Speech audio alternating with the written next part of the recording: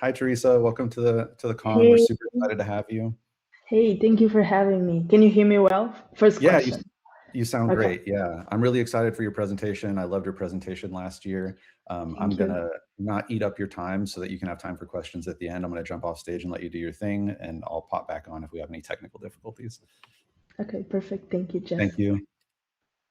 So, hello, everybody. First of all, thank you so very much for being here.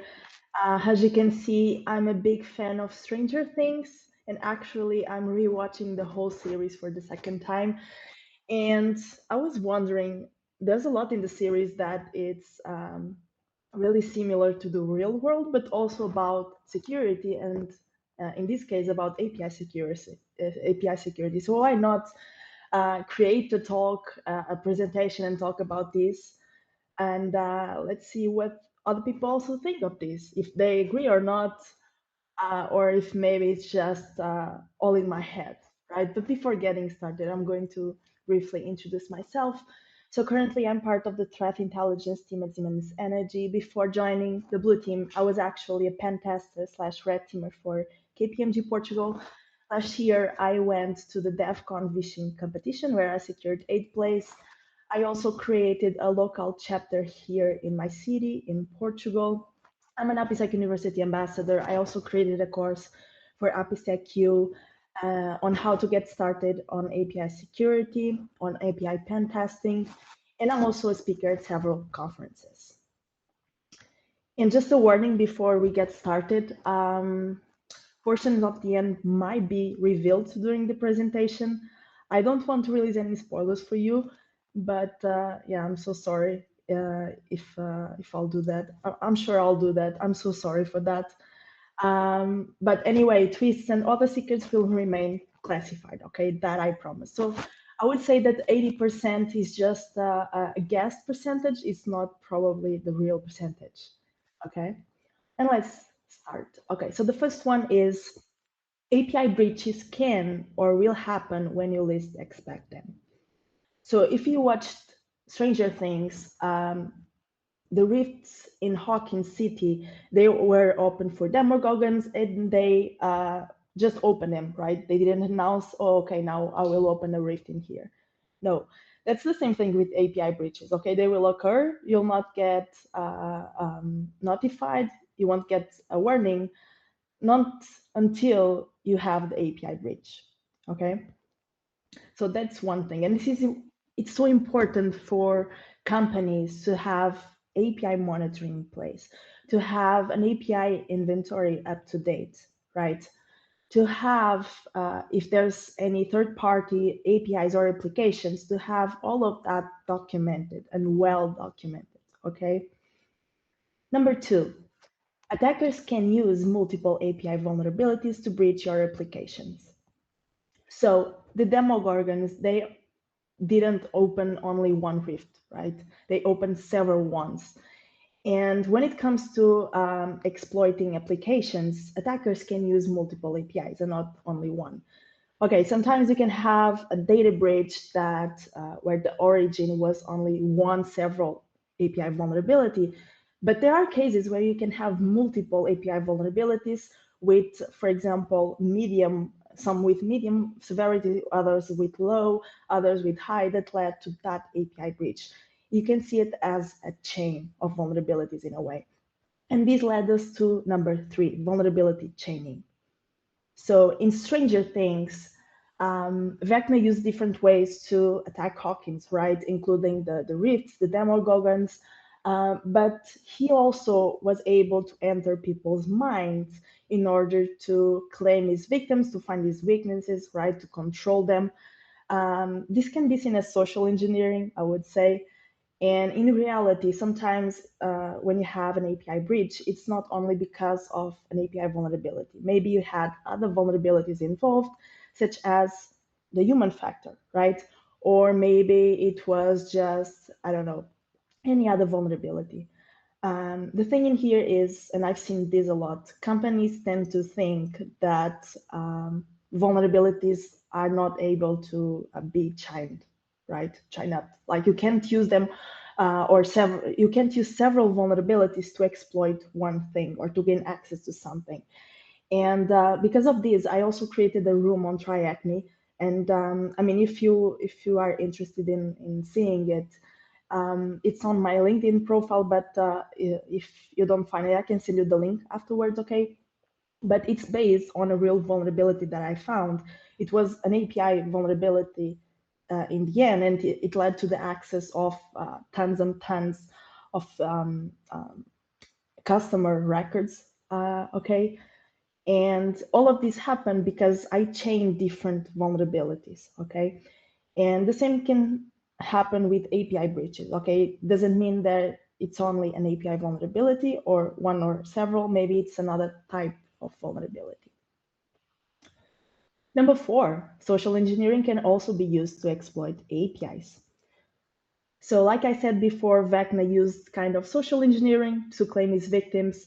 Sometimes it's easier for attackers to, instead of exploiting a vulnerability that can take them like hours or days to exploit, it's easier for them to use the human factor and to exploit that front.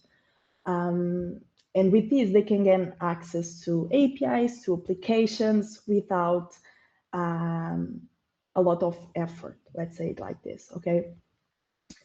Number 5, insider threats can be involved in API breaches. And insider threats in here, it's, for example, employees that are not happy with their work, employees that want revenge, employees that were just fired yesterday, for example, or today, okay? So in Stranger Things, Will acted as a spy for the Mind Flayer, right? He helped him create the vessels, the tunnels between Hawkins and also the Upside Down world. The same thing happens with insider threats, right? Those employees that are not happy, sometimes they are just willing to help attackers attack that company, right? If the right amount of money is involved, in some cases, they are willing to do that.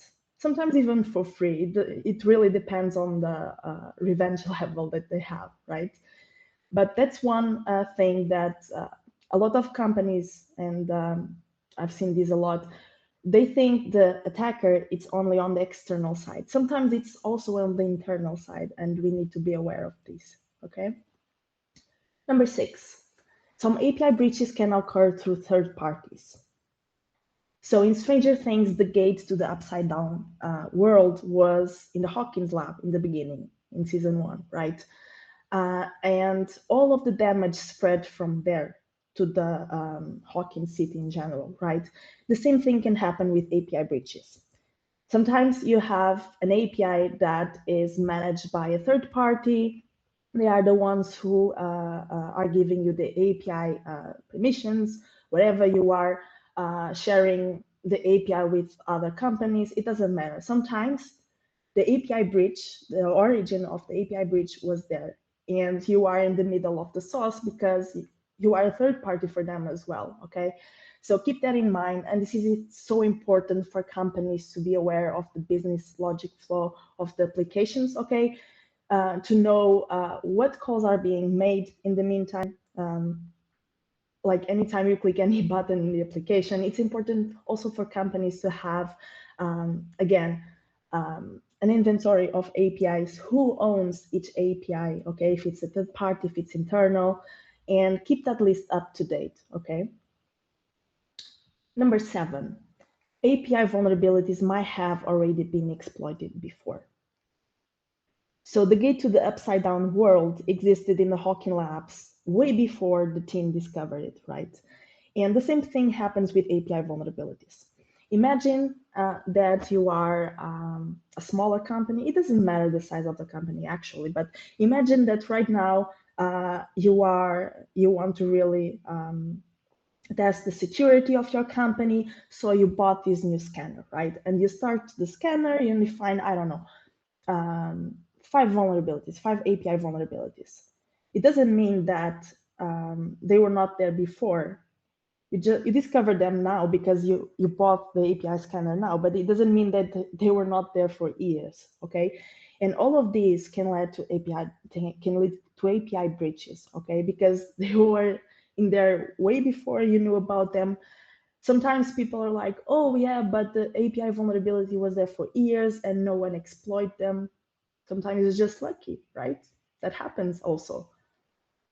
Number 8, properly fix API vulnerabilities. So in Stranger Things, in order to save Hawkins, and I'm so sorry that I'm spoiling everything here. I'm giving a lot of spoilers for this one.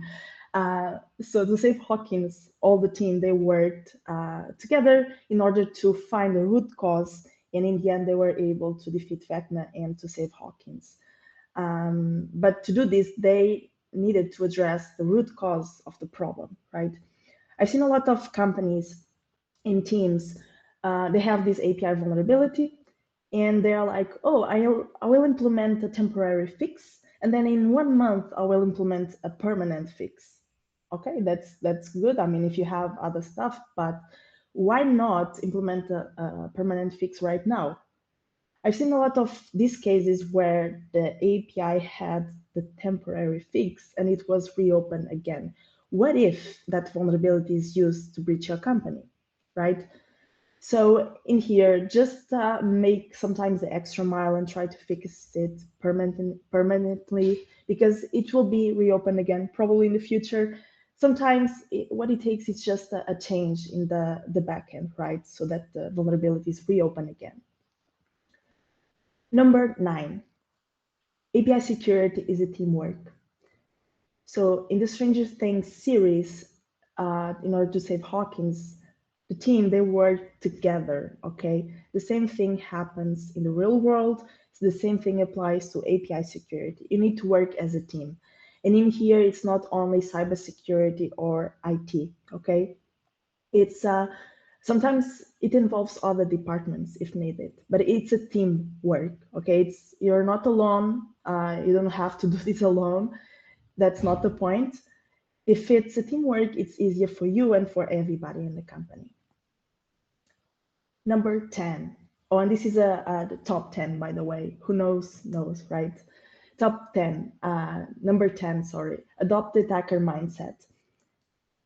To save Hawkins, the team, and I'm not going to say the names again, I just pasted them in here so that you know who I'm talking about, but they needed to analyze Vecna's action in order to guess his next steps. In real world, I highly recommend for you to put yourself in the shoes of the attacker and try to guess what, like if you were the attacker, what kind of vulnerabilities you were going to exploit and how. I highly defend that in order for you to protect the company, you need to be able to attack the company as well. That's the only way, or one of the only ways that you have to properly secure it, right? At least according to my point of view. And last but not least, 11, API security awareness and training. So if you watch the series, at first 11's powers were limited, right? But over time, they got stronger and they were able to, well, not only her, but with the help of the team, she was able to defeat Vecna. In real world, it's really important for you to provide training and awareness when it comes to API security to your people. And sometimes they are not, or maybe for you, you think they are not interested, you think that's not their cup of tea. Maybe they just don't have awareness or training. And over time, they can understand API security, they can properly fix the APIs, and probably, who knows, they can be security champions for your team or for your company, right? So this is, in here, we just had a top 11, and I chose 11 because of 11, of course. But you have more than 11 things that we can relate to API security. I was watching Katie's talk, and she was talking about AI, and we also have AI in the series. So if you remember Kali, she was able to show you things that were not real, right? That's AI. You just ask, for example, ChatGPT, create me this picture. You have many other tools. You also had a tool before ChatGPT. I don't exactly recall the name now, but you had the tool where you could just say, oh, create me, I don't know, an image of a dog in space, and it would create that image for you, right? So that's one more example, but you have many, many others. And in here, I just gave one example per number, but you have more than one, okay? And now that I'm rewatching the whole series, I'm starting to finding more examples. Um, but that's it from my side. I'll just, in order to finish the presentation, I'll just share this sentence again. If you heard my talk last year or any other talk, I always end up the presentations with this. So APIs can be open windows even when the doors are locked. Sometimes we make, or we have a lot of work closing doors to attackers, and we don't realize that by having poorly designed, unsecured, and forgotten API, that can be just an open window for attackers to exploit your systems and to lead to API breaches, for example. And thank you very much. Oh, thank you, Teresa, as always. I Thank was so you. curious how you were going to weave Stranger Things in here. And we love that show over here in my household, that's for sure. It's nice. So it seemed like there's a lot of interest in your Try Hack Me. Can you tell us a little bit more about that? And one of our community members did find a link, but it looks like it's Yes. a private Yes. a private group. So can you just give us more details on how people can get involved? Yes, so the room is private because, and I didn't know about this at the time, when you create a room on TryAcme, you have actually, at least at the time, you had two options. You can create like a more of a theoretical room or more of a practical room. And at the time, mine was more of a theoretical room. So in order to do that, they, unless you have approval from the TryHackMe, or they are the ones who created them, I don't exactly recall which one, the room needs to be created as private. But if you share the link or the right link with people, they are able to access the room and to complete it. So I can share the right link with you. Oh, that'd be great. Yeah, probably that's easier. And I decided to create that room because of an API vulnerability that I found a few years ago. I mean, I can tell a little bit about it. Basically, I was doing a pen test for a Portuguese bank. So they lost millions because of an attacker. So it was kind of like a big scam, you know, and they wanted to find the entry point. So I started doing the pen test. It was just a general pen test. They just wanted to find entry points and try to discover which one was the right one for that scam. And when I was doing the pen testing, the discovery phase, I found their CRM, the customer relationship management tool. And I created an account because I saw the login in there, the register page. I created an account. And then I was like, okay, now what? I tried to escalate privs. What do I do now? I had no idea. So I intercepted the traffic using PubSuite at the time, and I was analyzing the headers on the request side. And I was like, okay, there's a header here. Like my creds are sending to the being sent to the server as base64 encoded. I was like, okay, that's interesting, but what do I do with this? It's not a vulnerability. It's just well, in that case, it led to a vulnerability, but it's not. It's just a bad practice, right? So I was like, okay, I just spent 2 days in here. I'll go to another app and try to find something else. So I decided to go to their main website. And the thing is, when you have a CRM platform, it means that the data is coming from a form, for example, that you have in your website, for example, or any other website. So I just went to their form in the main website and I intercepted traffic like I always do. And when I checked the headers, they were sending, again, credentials base64 encoded. So I was like, okay, what is this? I'm not logged in. I don't have an account here. So I just went to CyberChef. I decoded them and they were admin credentials. So I just copy paste them to the CRM. Yep. And all of these I was using the API in the backend. So the access that I was able to get, it was through the API request. And I was able to access more at the time, 60,000 customer records. And it was increasing each day. So I decided to create a room about it, just to, so that people are aware that that's a real thing. And sometimes you need to be able to chain vulnerabilities together in order to find the root cause or one entry point. Well, thanks for sharing that story, right? And it's for everyone who doesn't know, Teresa is an instructor of one of our pen testing courses, getting started in pen testing, and it's a great introduction on what does it take, what does it mean, even report writing, like what does a proper report look like. It's a fantastic guide on if this is an area you want to get into, if you want to get into pen testing, red teaming. Really phenomenal. Teresa, what's the best way for us to share that special link? Is that something? Yes, maybe maybe I can share with you. I'll need to go to my TryHackMe account, logged in, and get the link from there. Is it okay if we share it with the group later?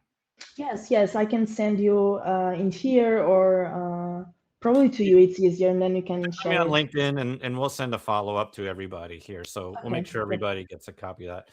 We do have a few minutes left, and I had made a few questions. I thought it was funny you talk about the temporary fixes. Like, do those just become the permanent fixes? Like, they're just part of the backlog that we never really get back to? Sometimes yes, unfortunately, yes. Yeah, I've seen that a lot. Yeah. They just hang around. Well, you mentioned at the beginning, right? Like the importance of API monitoring to have a good inventory. That is definitely one of the most common questions I get, especially the inventory side, which is especially security teams. They say, we don't even know all the APIs we have, right? And they're not documented. So like, what's your guidance, right? Like, how do you go about getting at least a decent inventory? Man, it really depends. I would assume that you are talking about a company that already exists and it's pretty mature, probably on the market. I would say that you should have at least a base or some lists since the beginning. So that's one thing. One of the biggest problems for companies out there is ownership when it comes to assets. But I would say that if you don't have an initial inventory list, or you don't know, you should know your applications. But if you don't know, I would recommend you to find those at first, your main applications. Start finding the owners for those, and then you can, dig deeper from there. I would say that if you have third parties, every time you onboard a third party, add their applications or the APIs that you are using from them or that you are providing to them to the list, so that it's more of a way not only to make people accountable, but also for you to be organized inside the company. It's really hard for people when you're trying to fix vulnerabilities and you don't know who the owner is. Yeah, absolutely. You're reminding me of a talk I attended a few years ago. Some great guys from Kroger, and they were talking about how they built an API marketplace in their organization. And I thought they were going to say, "Oh, we went, we sniffed APIs from the network and the firewall and all the stuff." And actually, what they said was, we started by just going around the different groups in engineering and having a conversation, right? And it's kind of, it's maybe the lowest tech version, but like, when security teams tell me like we don't know what APIs we have, like I never heard a VP of engineering say that to me, right? And so like just going and having these conversations, and you're right, like, okay, there's probably like some edge ones that you might miss, but like the e-commerce APIs on the website, like those are not mysteries, right? And those are the ones attackers are going to target first, right? So these aren't hard to go discover. Yeah, no, not at all. And nowadays you have tons of tools that you can use for API and application discovery. I mean, you have a lot of people that are also experts on OSINT, and OSINT, it's not only for finding information about people, it's also to find information about applications. You have OSINT for, it can be used for different purposes out there. So sometimes it's just a way, and some tools are also free. So why not give it a shout, right? It's amazing what info is out there, and last question I want to ask you before we wrap is you mentioned on like internal versus external, right? Yes. We get a lot of questions like, hey, do I have to worry about my internal? I mean, they're internal, right? So I don't have to worry about them, but sounds like that's just a false sense of security. Yeah, exactly. And every time, like for the last months and probably year, every time I hear about internal versus external, I think about Duolingo, for example, their API that is still out there. And I mean, sometimes for you, you think it's internal, but sometimes what it takes is just an error on the back end, or an engineer that unintentionally posted the API to the public. For you, maybe it is internal now, but it doesn't mean that you don't need to secure it, because I also mentioned insider threats, right? So that's one of the common threats when it comes to internal APIs, for example, because they have access to it. The external attackers, they don't have, but the insider threats they have. Yeah. And it's just a matter of time sometimes, and access for you to public an API to the public internet. So I think you need to, I understand that a lot of people say, okay, I don't need to apply the same level of security for internal versus external APIs. I would say you do need to do that. So I understand, but you need to do that anyway, because you never know when the internal API will be public. That's right. That's exactly it, right? Those internals aren't as internal as we always think they are. Yeah, exactly. My dog's making an appearance. Well, Teresa, thank you so much as always. It looks like we have one of your countrymen, Nuno Conceição. Yes. It is an Obrigado, amazing Nuno. country, and I hope you're all doing okay in Lisbon after all the storms and terrible things. But I hope you're doing all okay. Yeah, thank you so much, Dan. Thank you for having me. You're always welcome here.